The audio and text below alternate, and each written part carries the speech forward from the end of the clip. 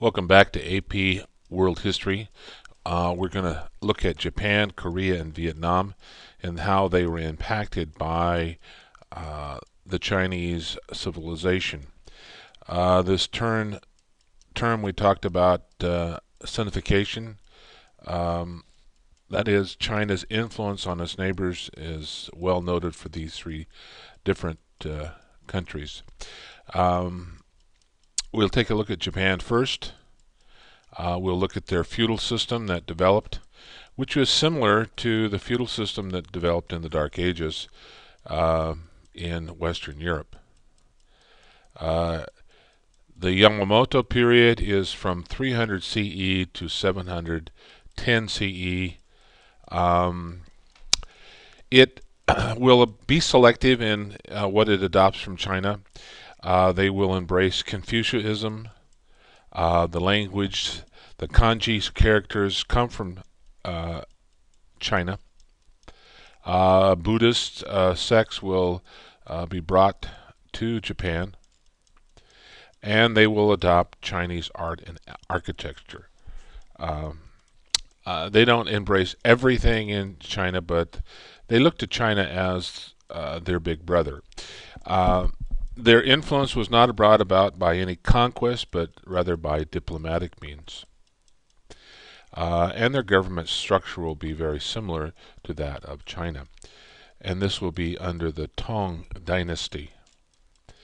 The Shogoku is from 573 to 621. And this is where they adopt a lot of Chinese culture, particularly Confucianism. They'll use that as a measuring stick in terms of getting certain people into the government. Buddhist sects will develop, and still today Buddhism is a religion of Japan, sort of melted in with Shintoism. It created a new government structure, much like the Chinese. And this time chart shows, or timeline shows, the development of Japanese history. Um, so, the Imperial Age, we're looking at the 600s, 7th century, and 8th century. The Japanese rulers sought to build a Chinese-style bureaucracy in society because they believed that it was working in China. During the Taika period, this is the age of reform. Nara and Hainan, um, these will be the two capital cities. The Chinese will borrow much of what they have from the Chinese. Here shows the imperial China and the warlord periods that will follow, and we'll look at this as we go through the history of Japan. See Korea there to the north. Uh, the Japanese islands are archipelago, that is, a chain of islands. In 646 CE, which is kind of a significant date, one that probably you need to remember for the test, the Taika reforms are going to be instituted by the imperial family. Scholars study the Chinese language. Nobility follow the Chinese etiquette and decorum. So they pretty much copy the um, the social aspects of the Chinese culture. Uh, the aristocracy studied Confucianism and will take certain jobs within the imperial court. The Japanese emperors wanted to create a professional bureaucracy to run the government, and they adopt Chinese way of doing this. Lastly, the Japanese emperor wanted to draft peasants into the army to match the strength and training of soldiers in the Tang dynasty. So, an imperial army raised by training the peasants. The Taika reforms were established by the Japanese aristocracy and the Buddhist monks. Both groups saw the reforms as limiting their powers and prestige. The emperor lived in fear of the Buddhist. And at this particular time, you have three groups vying for power: the emperor, the Buddhist, and the aristocracy. The emperor lived in fear of the Buddhist. Riots which threatened to engulf his throne, but the emperor was too weak to challenge the Buddhists and the aristocrats.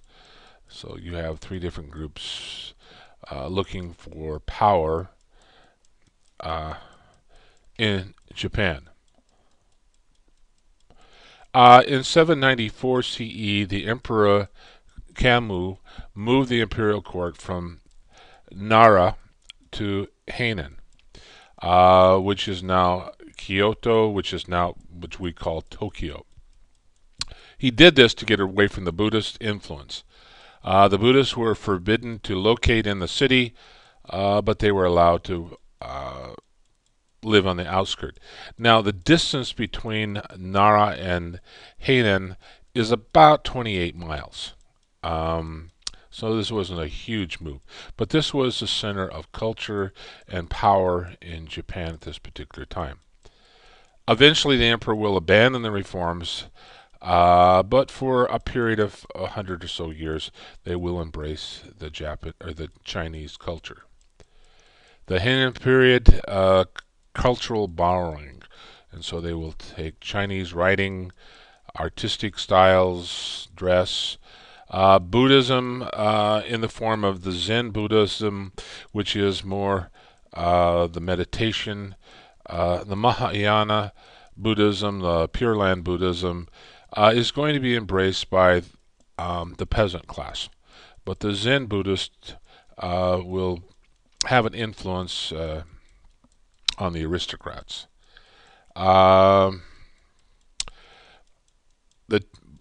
They will have a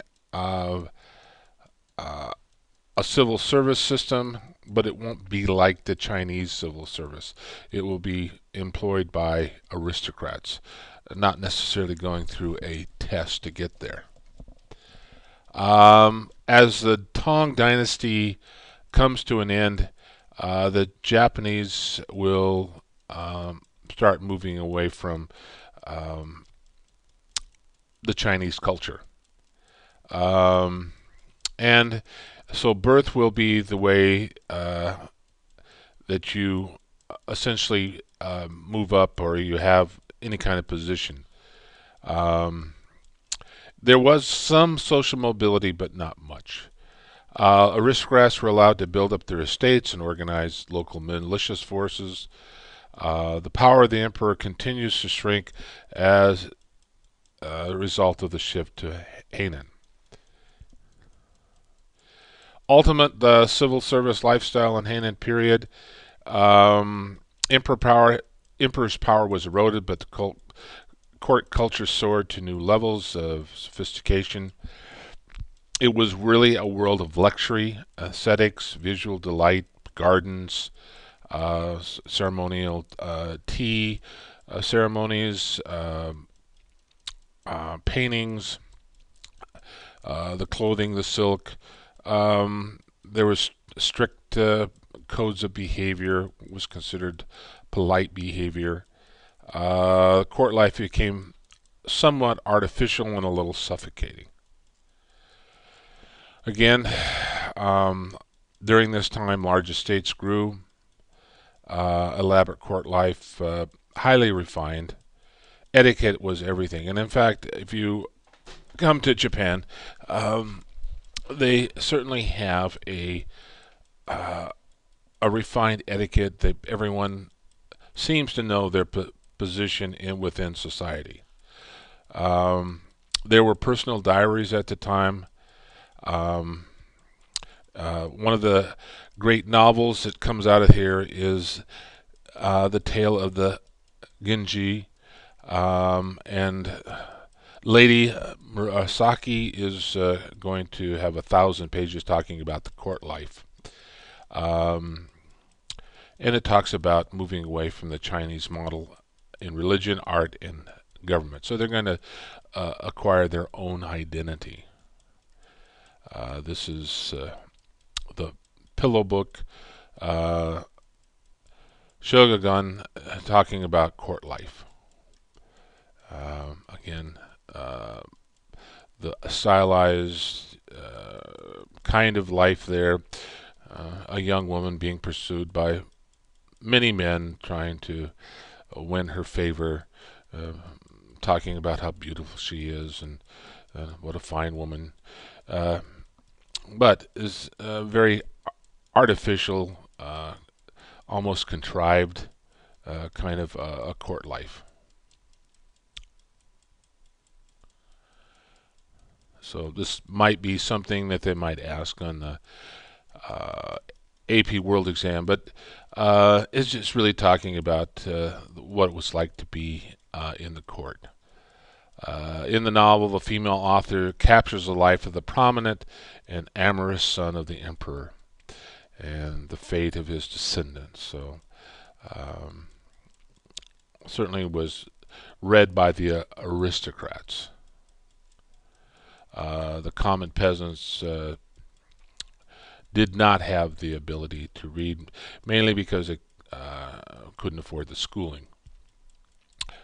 So the kanji is the kind of language that the characters, they adopt the Chinese characters, and that's is used today in Japan.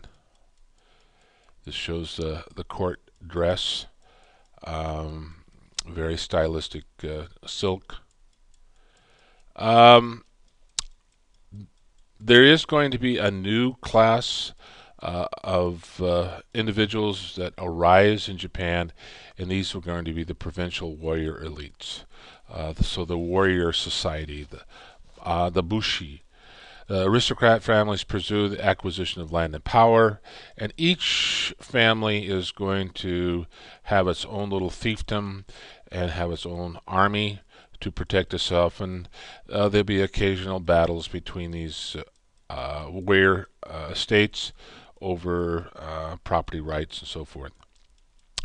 So each kingdom develops and maintains an army to protect itself from neighboring kingdoms. At this time, the emperor doesn't really have an army. He has to depend on these warrior elites to maintain order in the culture. The Lord and his troops stayed in and around their fortress. They built castles.